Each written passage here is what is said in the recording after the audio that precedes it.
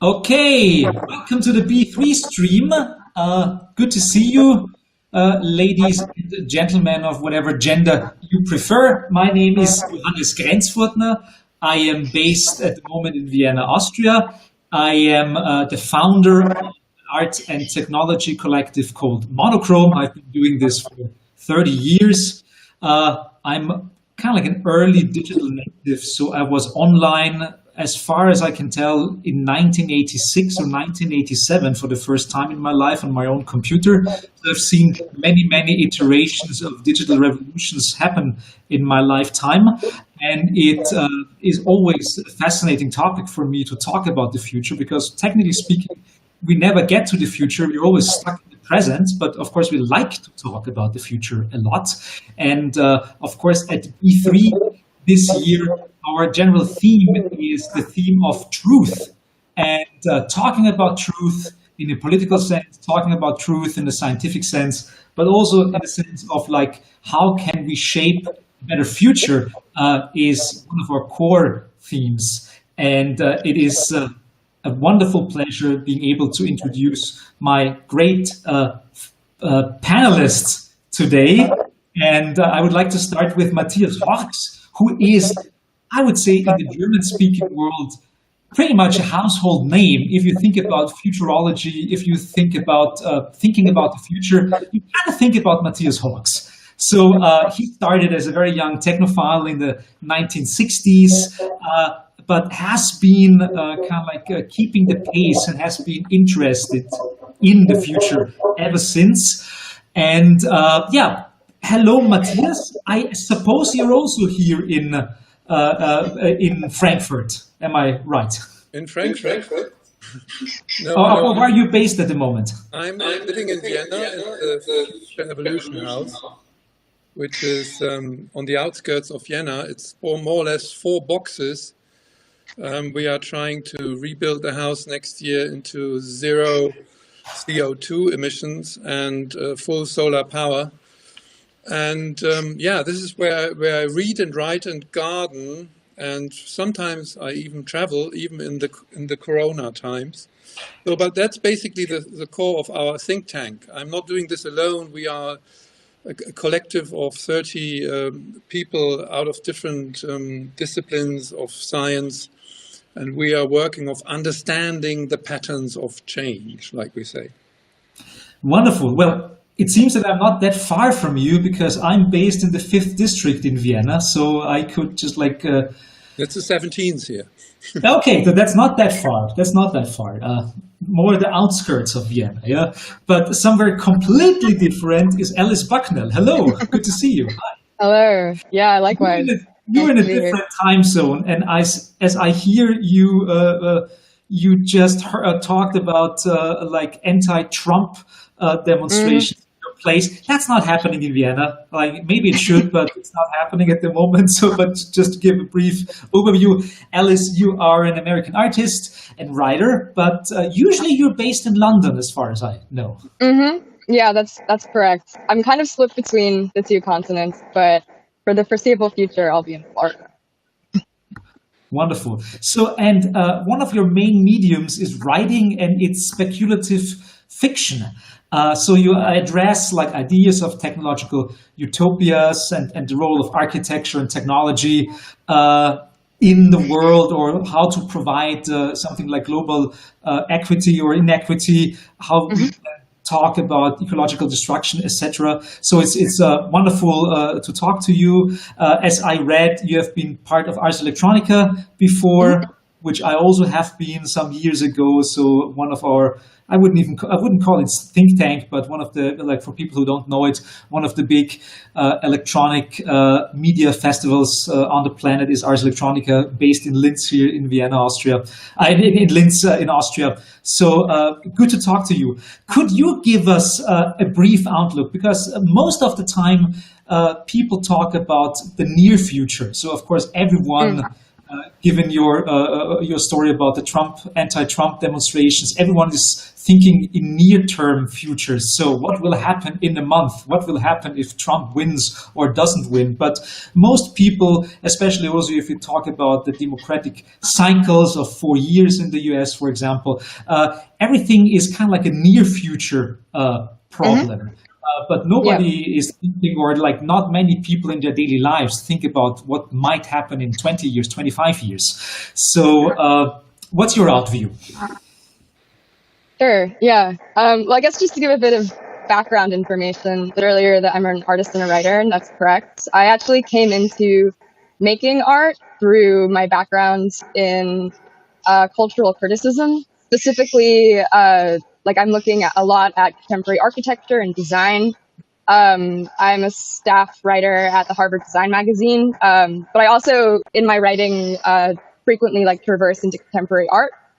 And growing up, I read a lot of science fiction. I'm sure like many kids of the 90s, like there was this almost curious optimism towards the future. And I was definitely a part of that zeitgeist.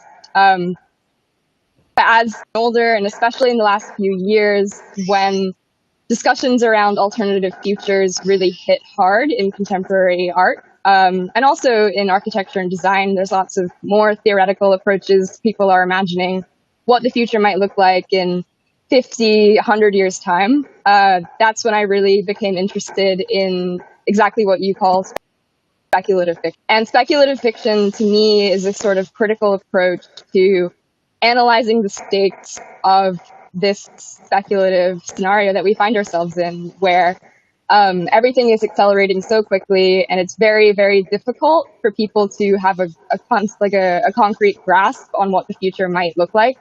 So I think it's really important at this moment we all find ourselves in, with the climate crisis, with the alt-right rising in politics, with issues of, global warming and our impending ecological doom, to really think about the power of fiction in imagining alternative futures. And that's sort of where I base my practice, both as an artist and a writer. Wonderful. Thank you so much.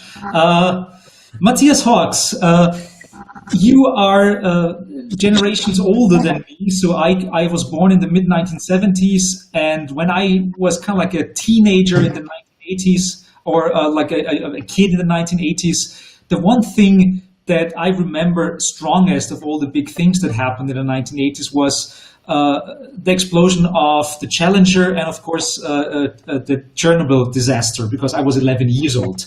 So that was something that shaped me enormously. My parents' generation grew up with an almost endless future ahead of them. So they were part of the moon landing. They were part of like the modernist utopia was on the way, so to speak. And my generation X cohort of comrades, we were confronted suddenly with, we're not so sure about that future, so maybe we have to change that big narrative. You've probably seen a lot of narrative changes talking about futurology and the future. Could you tell us a little bit about, let's say, the different futures in the different decades we have been going through? Yeah, I'm in a certain way in the third grade now. I started indeed in the 60s, and my first night where I was allowed to stay awake was the moon landing. And exactly, you couldn't see anything on the television screen, but it was very wonderful. And that was like the age of technological naivety.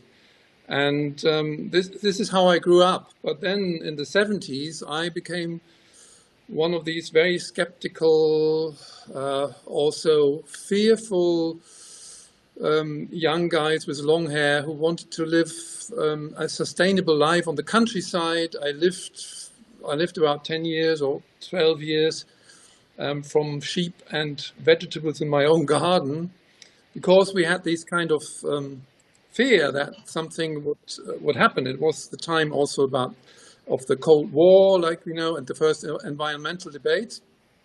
And then later on in my life, I wrote science fiction, apocalyptic science fiction stories. This is how I started my my book writing. And my first novel was about a group of young people surviving a nuclear war and building up a kind of more just and more modest ecological society.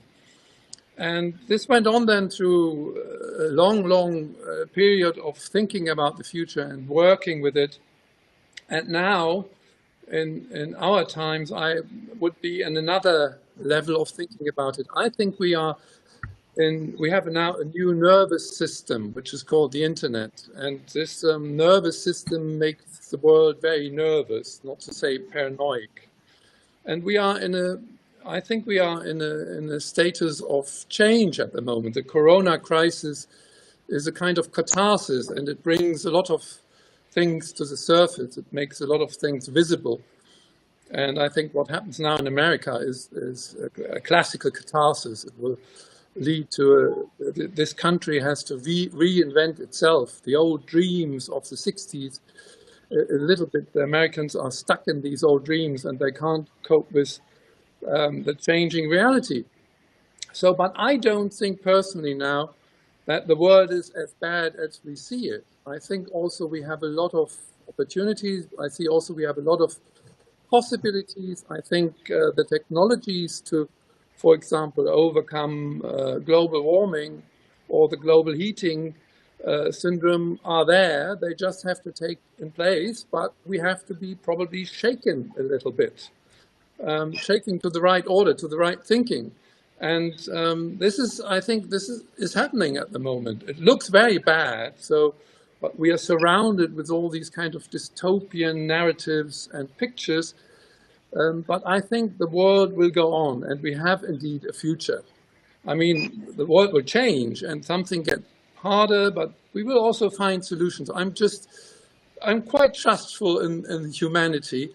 And that is probably what is a little bit different in our futurism. We call it humanistic futurism, than the techno-phile or the techno-euphorian way of believing that everything can be solved by artificial intelligence. I don't believe that. What happened in Corona times, not only here in Europe, in the most countries of the world, it wasn't technology which saved us from the virus. It was the careful change of human behavior. Yeah, so very good point about that there are too many dystopias floating around. I remember one of the first books I read when I was a kid with like 9 or 10 years old or something like that was Neuromancer. So like one of the first cyberpunk novels out there. And I have to say that most of the big nerds of my generation, like nerds are in the meantime running the planet. Back then we were like bullied at school, but nowadays they run Google, they run Apple and other of the big companies. I have this feeling of like that most of these like conscious tales of the 1980s, the dystopian tales about cyberpunk, like movies like RoboCop, etc. They were like satires. They were saying like we should not go on like this because then the future will look like this in 25 years, and Detroit will be bankrupt, and we have flying like militaristic drones around and stuff like that. To a certain degree, most of that stuff actually became true. It was almost like wishful thinking for a strange kind of utopia, and the generation of those people running those companies are now kind of like running the planet. Is there also like the need for a generational change in like looking at that, and what can good, let's call it speculative fiction, help us change about the outlook into the future? Maybe nudge it away from dystopia, more like into a more optimistic view. I'm not sure. Like Alice. Yeah, sure. That's a great point for me to jump in. I mean, I think that like the key thing, well, I guess there's several things I wanted to mention, but let's start with the speculative fiction thing. I think a key thing that separates speculative fiction from the sort of dystopian science fiction that you're referencing earlier is a genuine interest and optimism for the future. A lot of the science fiction that became popularized in the 70s and 80s had an incredibly techno-pessimistic view on the world. we were basically heading into this slow apocalypse that was essentially inescapable. And the important thing that a lot of speculative fiction writers, such as Ursula K. Le Guin and Octavia Butler, do is that they take a intersectional approach. They imbricate ideas of feminism or ecofeminism or environmentalism into their approach. I'm also thinking, obviously, because I'm in Florida right now, one of my favorite speculative fiction writers is Jeff Vandermeer. He's a Floridian native, and a lot of his books are set in the kind of tropical, subtropical landscape of Florida. And I think that also with speculative fiction writers, there's a keen interest in local ecologies, local environments. It's not kind of this cut and paste dystopian Blade Runner type city, right? Which is the kind of the staple visual narrative of a lot of dystopia, of a lot of speculative fiction, or sorry, of a lot of science fiction, is that it's always urban. Like, it's always set in cities because cities are inevitably the future. But I think like one really great thing about speculative fiction is that it definitely there's alternatives to this trajectory. It's very interested in non-urban, rural, or I don't know, like ecological space and thinking about the human as part of ecology. And I think in that sense, it kind of brings with it a lot of the kind of the brewing environmental consciousness that's also been more of a thing that we've seen from the 90s onwards. And that's why I think it's really significant, is that it's very interested, like in a very sincere way, in investing itself in the idea of alternative futures.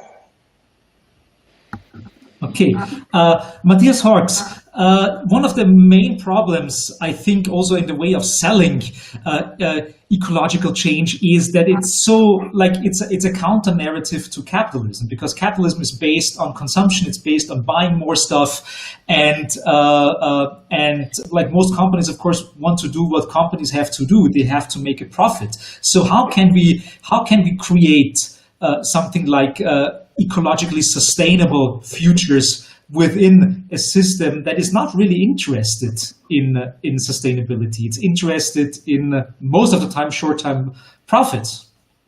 I'm not sure if you're right in your question. I mean, what is capitalism? You know, Elon Musk is a capitalist, isn't he? He's also a weird person. Weird person, and he's also an artist in a way. So capitalism goes, if you name it, it goes where the profits are. But what we can see at the moment is that this idea of linear capitalism, like, you know, more products, more things, is also coming to a brink. I mean, the car industry was in a crisis before COVID. And we can see that COVID disrupts all these very fragile branches, which are at a tipping point already, because you know, you can't sell more cars on the way. You can't fly more and more, because then you would be in an endless traffic jam. So the systems themselves, they are coming sooner or later to a tipping point, and that will lead, of course, to another capitalism. Maybe it's an ecological capitalism then. And that is what's happening in the moment. In the moment, a lot of investors are very touchy about should they put their money still on the coal industry or on whatever industries. But what we have to take into the idea of the future is that crises are very often a way to clear a new future path, and that is hard to understand, because we always want that everything goes fine and that we have a beautiful future which we plan and which we reach directly, but we don't. I mean, we reach the future probably sideways, and we have to go through a dark valley before that might happen.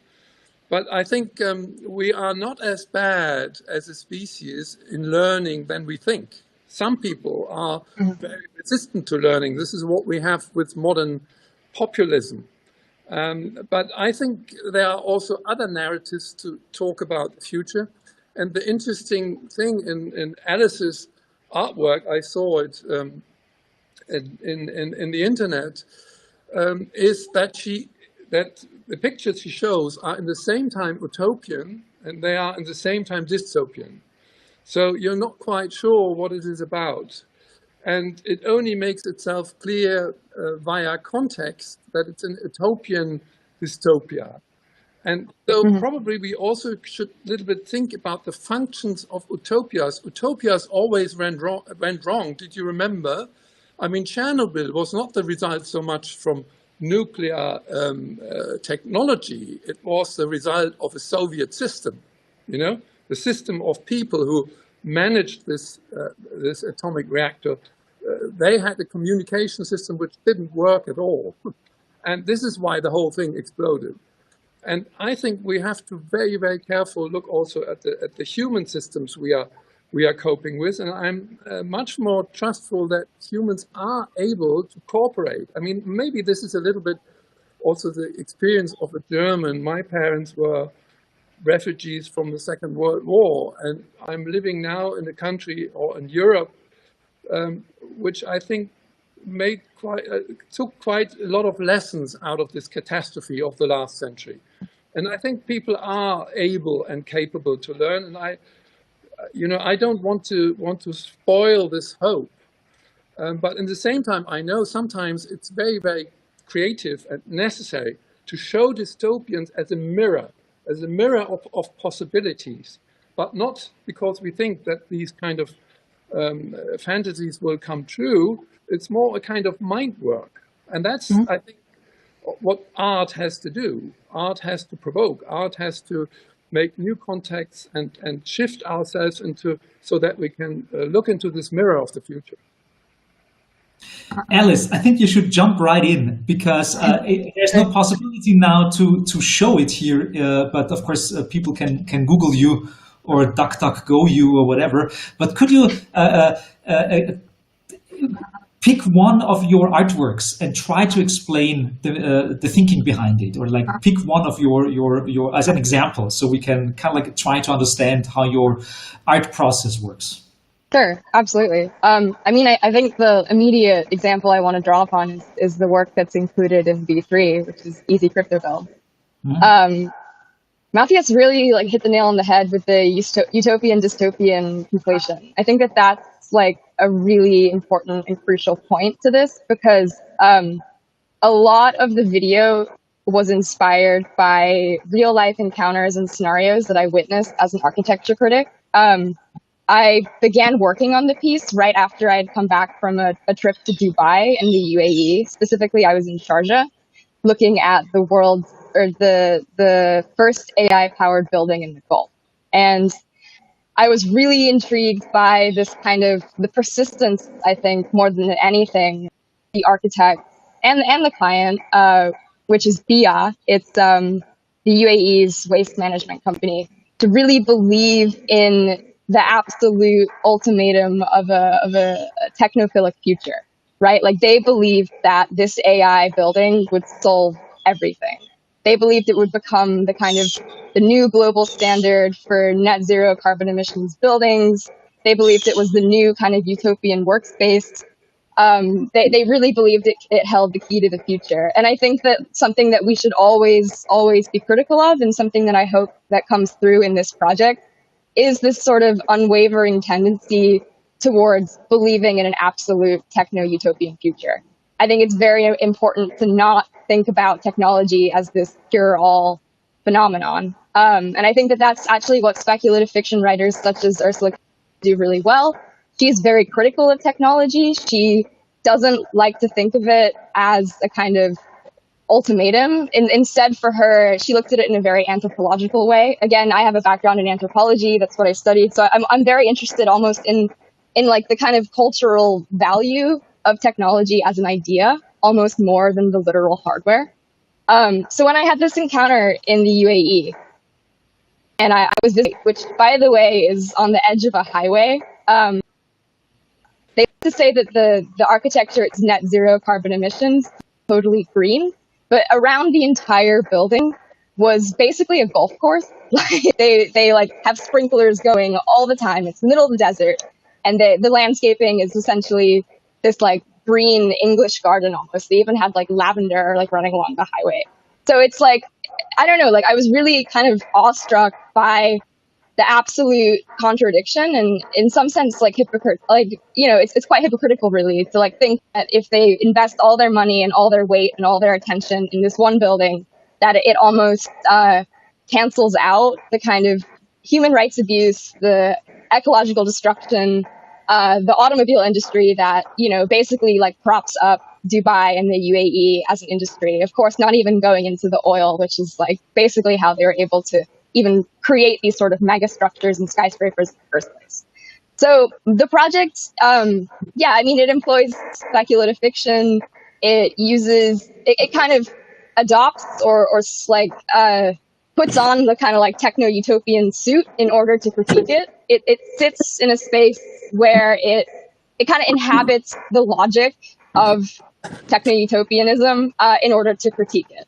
And I think that that's like a trend that you see a lot right now in contemporary art. One of my favorite artists, Lawrence Leck, he also works a lot with speculative fiction and like video game engineering software, the same that I use, like Unreal Engine and Unity, to kind of create these almost like seamless real estate brochure-like worlds in which you basically like engineer the world you want to critique.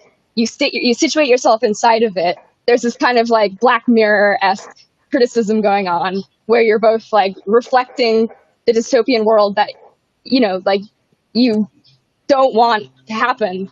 But in order to kind of get people to understand the severity of the stakes at hand, you almost like present it to the viewer as a kind of like, this could happen if we don't change our ways. So I feel like that's sort of like the genesis of the project. And that's sort of where it sits in terms of its criticism. Thank you so much. Yeah. Can I add something to that? Absolutely. Yeah, I think also what we are talking about, dystopias and utopias, is very often very male heroic fantasies. I think there's a kind of utopian heroism which comes out of technology, which has the idea to overwhelm or to fly to other planets, to change your mind completely, to get out of nature. And the coronavirus shows us that we are still part of the nature. I mean, viruses are in us and bacteria are in us. And this is, I think, also why we have to think about the gender theme in terms of future utopias. And I share with Alice, I'm a great fan of Ursula K. Le Guin, she's basically the most known. We don't have so many big writers in science fiction who are female or who were female. She died some years ago. And she called, and this is also from a quote from you, Alice, she called the historical process the carrier bag theory of culture. So she thinks the future is not made by rockets, rockets, clear shape, or by big computers, or by all these kind of planes who are flying faster and faster, which in the end they never fly faster. But it's made by the assembling of cultural elements of humankind. So she had this symbol of we should think about the future as a kind of vessel, like in the ancient times, women were more the gatherers and men were the hunters, and the women had these vessels to collect herbs and food in it. And so basically maybe the future is coming in a completely different way to us than we think. We always stare at these high rises which will never last very long. We are making more or less the ruins of tomorrow. So, but out of these ruins, there will always come new life, and there will always come adaptations, cultural adaptations of humans. This is how we came here. It's basically, we were very resistant and very reactive to crises. This is why we are still alive. And I think that this is basically our goal, our fate in history, that we have to find these pathways to the future. And we will not reach it with this old male methods of forcing it. Yeah, absolutely. I think for anyone who hasn't read Ursula's cultural carrier bag theory of fiction, it's an amazing essay. It's short, but it gets straight to the point. echoing a lot of what Matthias just said, she really invests in the idea of the kind of behind the worker, right? Like the women who go out with their bags and collect the grain, who bring it back, and the kind of storied richness of that, really. And I mean, if you look back through human history, you see the cave paintings, you see the spears being thrown at mammoths, you see the very kind of like hyper masculinized idea of what it means to be human and what it means to succeed in that. And it's these kind of Odyssean-like stories that get passed down through generations. And she really puts pressure on that. She really questions if that's really the kind of the human history that should be valorized in such a way. Yeah. Yeah, absolutely. So if you think a little bit further, dystopia and utopia are both non-futures. And the real future is in between. It's somewhere in our way of muddling through and in failure. I mean, these kind of heroic madmen who created history, I don't want to mention a certain American president, they will fall. They will fall quite quickly, and they will fall deep. And this is, of course, this repeats all the time, but that's basically what has to happen before out of these kind of catharsis comes a new kind of consensus or a new kind of cultural synthesis for the future. And I think we are on a point where this kind of new synthesis is starting to form in a global way. And I think it started with the ecology movement in the 70s, which part I were.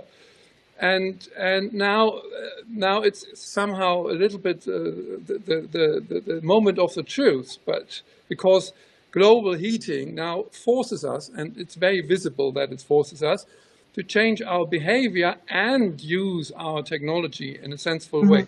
We call this, by the way, the blue ecology. We don't believe so much in the green ecology, which always works by not doing things. You know, you're not allowed to fly, you're not allowed to drive car. This will not work. The blue ecology is something where you put technology, human needs, and the mind, I mean the mind of people who want to cooperate together.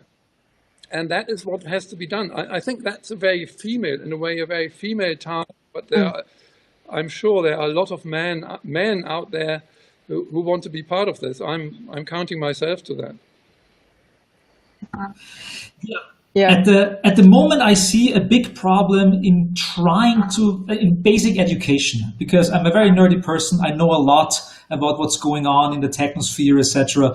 But at the same time, I completely understand that there are many people out there who just have no idea of grasping what's going on. I mean, just like taking something like, I don't know, like algorithmic accountability or something like that, just as a concept. How much knowledge you have to be able to even understand something like algorithmic accountability is a problem. So the question is, like in a world where pretty much like no one wants to listen anymore, there is a complete degradation of truth.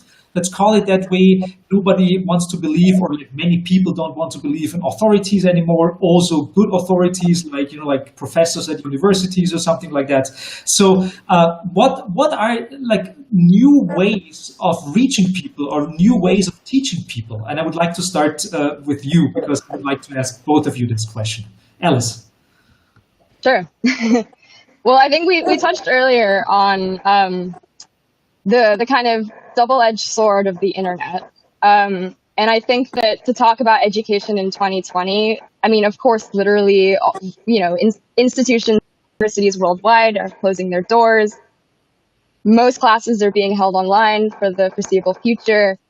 But even before that, and even beyond institutionalized education, which I myself am quite dubious of at this point, talking about male-run, protagonist-centered logics, reifying historical truths and refusing to be beyond what was taught 10 or 20 years ago. I think the internet has been an incredible resource, especially for people such as myself who really grew up with the internet. You know, like I got my first phone at like age 7. I was always online, always talking with like people, like even as a kid growing up in like rural Florida. It really opens an entire like gateway of new information and new perspectives. And I think that it's really crucial. I mean, I think the internet is absolutely like the way to disseminate future alternative education schemes and, you know, discourse happening right now. Like, I think a lot of the kind of new discussions surrounding, let's say, like circular economies or alternative, alternative to capitalism as we've known it historically, is really propagating and spreading through network communities. And I think it's where the local and the global can really meet, and these kinds of discussions can happen transnationally. It allows, because it's relatively anonymized, it allows for a plurality of voices, like women voices, people of color voices, people who are typically left out of the conversation or have been left out historically now have a kind of new footing. And I think that that's an incredibly important and powerful impact of the internet. And I think that that's something that we really would be foolish to dismiss as, I think, you know, an incredibly powerful gesture moving forward. Matthias. Yeah, and at the same time, the internet is a second universe which reproduces hierarchical and suppressive structures of the real world. You know, the people who shout loudest are the masters of the defining room of the of the bubbles of the internet. And that means that we have to adapt to that. This is basically a new universe which, since 25 years, evolved quite unstructured. And I think the next phase, and you can see that in the attempts of Facebook to change a little bit, is what happens inside of this horrible bag of Facebook. With new rules, and this will go on. I think it's like the Wild West, and it's like all technologies in the first 25 years, they create a lot of destruction. You know, when the plane was invented, it was not very stable to fly, and when the railway was invented, it first made colonialism. I mean, it basically was useful for wars and to exploit landscapes. So it needs always a time until we can digest it, but this time is now. And this is why on every panel, of every discussion panel nowadays where I am talking, the question of media literacy is, of course, in the center. We have to learn, all of us, every individual, every culture has to learn what medias are made for and how they work and how they are infectious. They are worse infectious than viruses, like we know. They can really, really damage cultures, and this is why we have to learn. We will learn it in the hard way. I think we do learn it in the hard way because now everything is so visible. What happens in America is like an X-ray of what happens with a rotten communication system, which is digitalized in the wrong way with the wrong algorithm. I mean, Jaron Lanier, who invented the cyberspace, has written wonderful books about that, how we can change algorithms to make them more human, to put them to the better, so that we are not the products of the internet. Because, of course, most of us are the products of digitalization and not the actors. That's the main thing. So, but that will change. And in this moment, I think in the German schools, I know most about the German schools, not so many about the other countries. This is a big, big theme, and it will now get in realization mode. Yeah, it's so strange for me, so bizarre that you kind of cannot understand, for example, the Trump presidency without understanding or knowing the background, for example, of, let's say, Pepe the Frog, for example. Yeah. So like that's something like a meme like Pepe the Frog is suddenly getting is an element of world changing, but most people out there probably never heard even of that.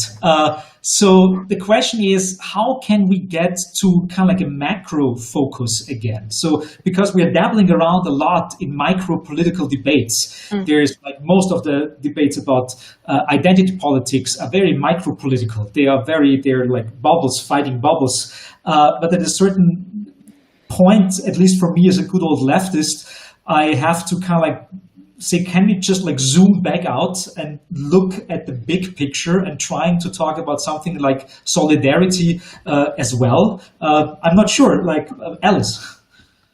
Yeah, well, I think like what Matthias mentioned earlier about the coronavirus pandemic really being a crisis mode or a moment, I think, of rupture, right? Where a lot of kind of systemic inequities that have been the driving force of the evolution of global capital were suddenly thrusted to the surface, and it created an almost natural, organic macro vantage point for a lot of people who had previously been so stuck in their day-to-day routines and really thinking on the micro level. All of a sudden, like being faced with the largest public health crisis since the Second World War, it became a moment where like all countries were basically being put on the same level. Like no one is immune. No nationality is immune.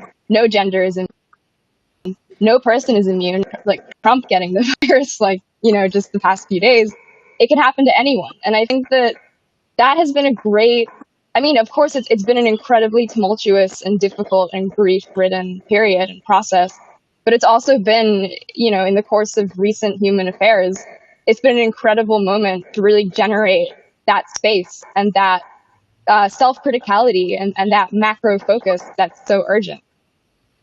That's it. It accelerates the questions we have to put in, and it does it. Crises are very reliable on that. And what it does is basically it accelerates also culture, and culture is the answer. Basically, the job of culture is to make this, to create this meta position you were talking about. You know, how can we get one level up in our consciousness and look at the whole system and understand our role in it? And this is happening now, and but it's not happening nicely. You know, it's happening also with destruction.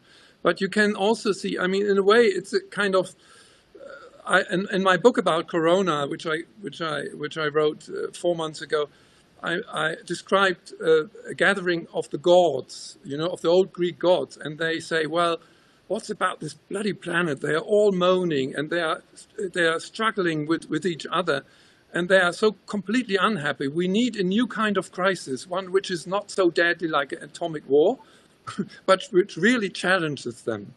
And I mean, that was an irony idea, you know, that you have a board of memberships in the sky who are creating crises which are challenging. But you can see that everything is revealed. I mean, you can't see more clearly what the whole Trump thing is about. But it's only happening because Corona irritated everything, what we feel about society and about truth and about all of this. And I think human culture is adaptive, and it creates the new memes. You know, the internet is indeed a meme-creating machine. And culture, but we need culture in the human brain, in the analog way, to work with that. And now I think a lot of things are shaking around. I have no company. We were working for a lot of big companies in the German-speaking areas in Europe. And all the managers, all the CEOs, they are really now on the chip saying, what should we do? I mean, we can't go on like we did before. So this disruption of this crisis, I think it has also healing potential. Mm-hmm. Yeah. Yeah, like the point of healing, the point of, in general, care is very important to me. I've been part of the hackerspaces community for a long time. And what I saw, like through Corona, number one is like many people suddenly cannot meet in person anymore. So they are suddenly always meeting online. And most of those people were used to meeting online, but suddenly they see something is missing. So we would like to meet again in the real space. So for me and for especially the hacker community, that is a very technophile community and a very online community, suddenly it brought out like an element of care in the community just because it was not possible anymore to meet. And it brought an interesting change in thinking about systems. And I hope that Corona at least will bring more of these kinds of insights, because I'm not guessing it will go away soon. It's another universe. We are waking up in the reality, and the reality is that we are part of nature and we can't get away from it. And I think and a lot of people also realize that it's better like that. You know, that the kind of technological dystopias we are promised are not very livable. I mean, it's not a very nice place. And this is the irritating thing on Alice's art. It all looks so beautiful, you know, but you can feel you don't want to live there. Yeah, there's just one thing. Maybe that's. I would like to go into my last question, and it's a very specific one because you mentioned both before, like the element of failure or the element of decline is very important to understand ongoing crises and stuff like that. So I kind of like, it's one of my hobbies is collecting technological failures or collecting things that went wrong incredibly badly. And on like one of my top favorite failures just happened a couple of weeks or months ago when in China they wanted to create this like wonderful utopia of a green city. So they built this big skyscrapers outside plants growing out there. So something that you would see in the like 1960s or 1970s futurist magazine of like how the future will be beautiful and big skyscrapers and blue skies and lots of plants on the skyscrapers. But it turned out that nobody could actually move into those skyscrapers because they were so infested by insects that nobody can live there. It is just like, it's a hellhole. It's like an ecological hellhole because nobody thought about the ecodynamics of that subtropical area where they built those things. So my question for both of you would be, what are your favorite examples of technological mega failures or failures? They can be big, they can be small, whatever you like. Maybe Alice. Oh man, maybe Matthew should go first. I'm still thinking about it. Okay. Yeah, Google Glass. Huh? Google Glass, for example, was a very nice example of linear thinking of technology. Now we have the smartphone, now we need a kind of computer on our eyes. And the reaction is, of course, that nobody wants to talk with the Borg-like guy in daily life who always has information about you in his screen and you can't see it. This is the end of human communication. And I think a lot of these kind of, I think also artificial intelligence is a failure because it's a category error. We are comparing human intelligence, which always has something to do with body, with feelings, with non-dual or non-linearities. You know, we are not clear. We are not machines. We are not 0 and 1. So, and we're comparing this with the machines and say, oh, the machines are quicker, they are faster, they can calculate, so they are more intelligent. This is completely stupid thinking. You know, I think artificial intelligence has its sense where you need a lot of data to compress. That's fine, it's a tool. But to think of this, of the coming intelligence is bullshit. It's just future bullshit. And a lot of people still believe it. And then you can see a lot of the promises of the digital age didn't come true, or they got into a kind of dead end. Think of cyberspace itself. I mean, how long do we have the promise that we all wear these goggles where we are in a virtual universe? And do you remember the 3D or the 4D cinemas, you know, where we are in a completely, in a film where we can't distinguish between reality and film? These are ruins now. Why? Because people need a kind of separation between their dreams and reality. We are fantasy-prone beings, but at the same time, we need also truth and reality. And this truth and reality only comes between real people. And this is why there are borders to the virtual world. The virtual world, if it overwhelms us, and this is what happened in a lot of sectors, the internet overwhelmed our communication sense, then it will destroy itself. And I think that in this kind of in the technological progress, there are breaks, there are inbuilt breaks, and these inbuilt breaks are basically the humanities. These are basically our internal organic stubbornness, like I would call it, you know. We don't want to. I mean, there are always some freaks who want to put their brain into a bottle. You know, this is one of the famous quotes out of, I think, Futurama. I always dreamt I wanted to be a brain in a bottle. But these are not so many people. And this is why there is a resistance. There is a resistance in us, a natural resistance against too much technology. And this is why in the COVID crisis, a lot of people came back to nature, came back to cooking, to food, to understand, to communicating with landscapes, because everything was suddenly so slow. And this is why we will have a lot of other very funny failures. And I mean, just look into your cellar. Siri, you know, I tried Siri 10 times, and on a certain point it was so unnerving and so bonkers. My cellar is full with these kind of devices. Yeah. Oh yeah, the long history of vaporware that we have, and bad media and stuff that doesn't work. I mean, my favorite joke is like the first artificial machine will stop working immediately, because why the fuck should it work for us? I mean, Yeah. So Alice, you have some time to think about it. I did, and I think I have something. It's quite analog there, which I hope you guys don't mind, but because it dates back to the 90s, which is the kind of first attempt to really understand digital cities.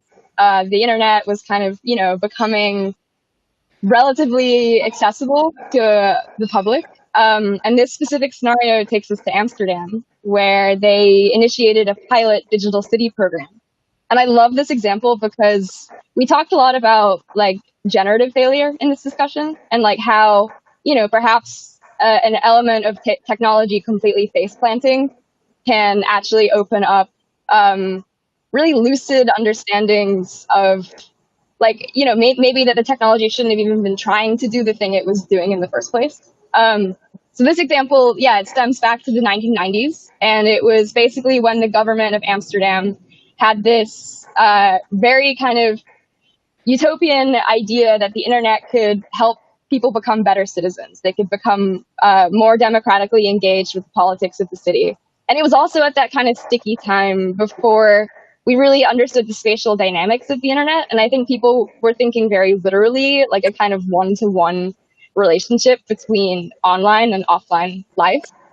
So Amsterdam's government idea was basically to create a digital world that mapped one-to-one onto the city of Amsterdam, and that they would put up a bunch of computers all around the city, and people could log on and they could visit virtual bars or virtual coffee shops and, you know, meet for political debates in the kind of European intellectual salon style Enlightenment era. You know, like everyone shows up at a coffee shop and talks about like the nature of life.